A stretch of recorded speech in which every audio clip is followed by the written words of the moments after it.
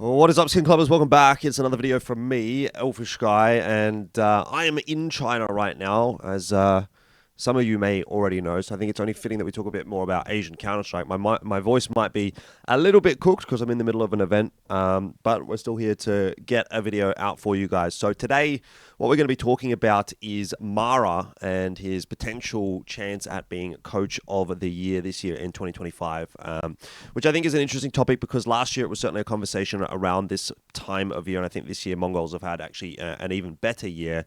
So because of the fact that Maaraa was nominated as Coach of the Year last year and didn't actually make the cut to even be a finalist, let alone obviously the winner, I think we can put him in that conversation again this year and have a little bit of a chat about that. So I would say for me, he's probably one of the top obvious picks this year. You obviously look at someone like Exitaz, who was part of Vitality's generational run at the start of the year in 2025, and there's certainly a tick in his book in that regard. FURIA have obviously got Sid, who's part of the conversation too because of a massive rebuild I think that no one really saw coming, and I think both of those coaches really have their merits.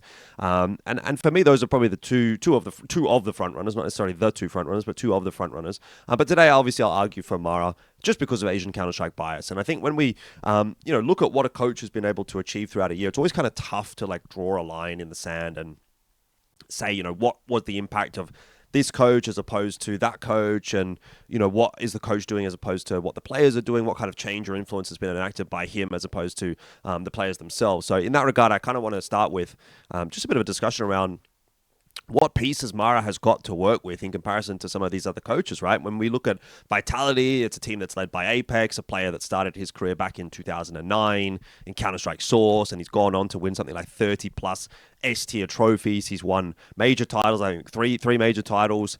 He's won Grand Slams, and he's done that as well, by the way, playing all kinds of different roles as well. He wasn't always an in-game leader back in the day. So, you've got a wealth of experience in your in-game leader. I think you could say the same thing for FURIA with Fallen. Obviously, he was a primary AWPer at one point. He's been an in-game leader for the most part, and he's had a lot of success. He's won major titles as well, and now he's sort of transitioned into a bit of a different role. But, you look at those two players, for example, as the in-game leaders of their respective lineups, and then you look at what Maaraa's working with, and, this is not to say this is any kind of a knock on Blitz as the right-hand man to Maaraa, but he started competing in Counter-Strike 5 years ago, and really only took his first kind of steps into S-tier competition back in 2022 when IHC first qualified for the PGL Antwerp Major. So it's kind of a bit of an apples to oranges comparison in that regard. And then you look at the rest of the rosters that you kind of round things out for Vitality and FURIA. You've got multiple top 20 players in those lineups, and those guys have been in the conversation in that regard for years already as well, right? Which is certainly not the case for the likes of the Mongols, right? Rops has been in the top 20 since 2019.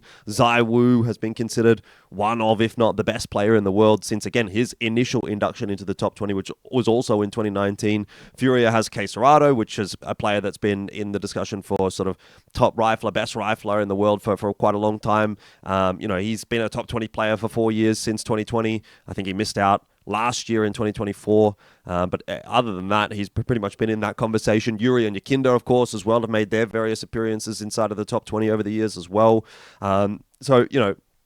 Again, a bit of an apples to oranges comparison when for Maaraa and the Mongols, I think they would have been lucky to have had Senzu even get an honorable mention last year. There might have been a few of us copers from Asia that might have said, oh yeah, he should just sneak inside that top 20, but he wasn't able to last year. And what I'm trying to say is that I think the pieces that Maaraa kind of have to work with here pale in comparison really to what these other coaches are working with. And sure, the results that the Mongols have had this year aren't definitely not to the same highs as Vitality, and maybe not even for the likes of FURIA in more recent times. And then MongolZ have obviously been a very, very consistent roster, and Spirit again are one of those kind of teams that's quite up and down. These guys are all teams, or rather coaches of teams that you could look at and say, okay, they're kind of like on that same level or on par to what Maaraa has been able to do.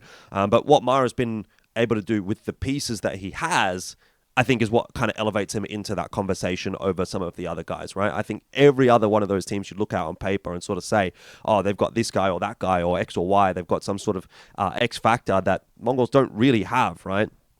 He's taken a team of, in the grand scheme of things, I mean, at this point, we probably wouldn't call them rookies, but in the grand scheme of things, in comparison to a lot of other top teams, he's taken a team of relative rookies to a major final, an EWC win, 7 S-tier top 4s this year, and obviously that's already an improvement over 2024. We don't even know necessarily what's going to happen at the end of this major. We're recording this just as we're heading into the playoffs of the Budapest Major. So for a year last year that many people had Maaraa pegged as somewhat of a finalist, if not maybe coach of the year, or at least as a discussion point, the fact that he's been able to improve upon that year with a year that has had notable setbacks, I think it's definitely worth a conversation. And we obviously get into that conversation now around Senzu taking a step back from the Mongols, and that obviously being a pretty big setback for the lineup. And this was a change that was forced upon the Mongols that I would say has to be probably one of the most ill-timed roster changes for a rising team in particular that I've seen in my time following CS, right? I mean, you to lose your star player only about a month or two out from the major,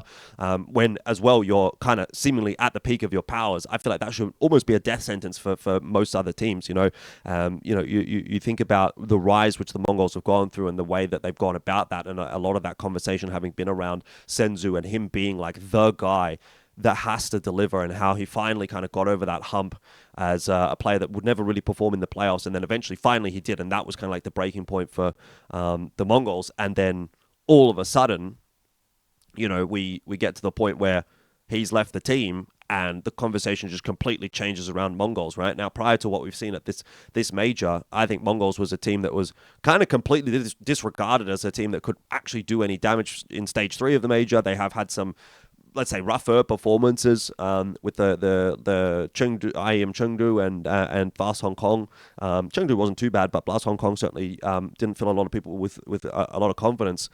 So you can kind of understand why people have kind of disregarded them. But I think already the mentality has kind of changed, and people watching this are probably going to be going, oh yeah, we always kind of thought Mongols was good, but no, that's actually not the case. Like, if you look at what people's pick'ems were, people really were not rating this Mongols roster. So I think it's really a testament to what Maaraa has been able to do in regards to finding another player to sort of step into those shoes of Senzu and being able to integrate that player pretty quickly. And I think we only really need to look back in the past to see that was actually always kind of a possibility. It has always felt like the changes that the Mongols have made have kind of like on paper looked like they didn't really make a lot of sense on the surface, but then you kind of see how they play out and you think, okay, well, that was actually not too bad, right? Cabal and Score, when they departed the team in 2023, that seemed like lunacy when they were replaced by Hastika and Bartak, and Mongols kind of still just kept on trucking and delivering results, and then Bartak and Annihilation were replaced, and we thought, okay, surely you can't replace Annihilation, but obviously we've seen what 910 has been able to do, and that's proved to be a positive change. Then Senzu was added, and at the time he was kind of best known for being that kid that kind of stole skins off of Bentet and NKT, and then he ended up being probably the best player that Asia has produced in many years and maybe ever. Now he's obviously had to replace that player, and 2 months out of the major had to do it as well. So it's obviously a difficult task, but he's been able to pull controls in, and I think it's a testament to Maaraa and the team's ability to kind of continue to find these players or even produce or maybe even train these players and mold this talent in a way that kind of keeps the Mongols chugging along. And the fact that he's been able to do all of that with this, again, I say team of rookies, this team of youngsters, most of these guys are just around the 20-year-old mark, or maybe just above the 20-year-old mark in the case of someone like Blitz and Techno.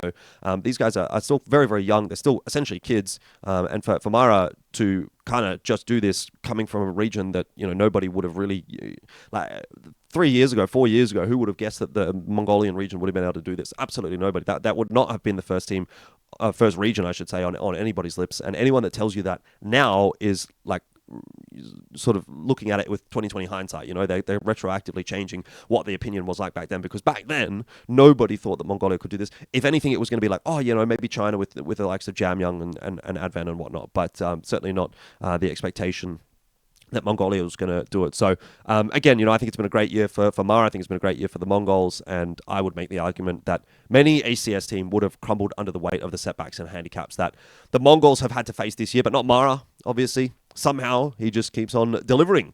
And I guess the question now is, will Maaraa be Coach of the Year in 2025? I'm not sure necessarily that I would say he's definitely going to be the Coach of the Year, but I certainly think he's up there as one of the stronger candidates in my opinion. So let me know what you think, and I'll catch you in the next video.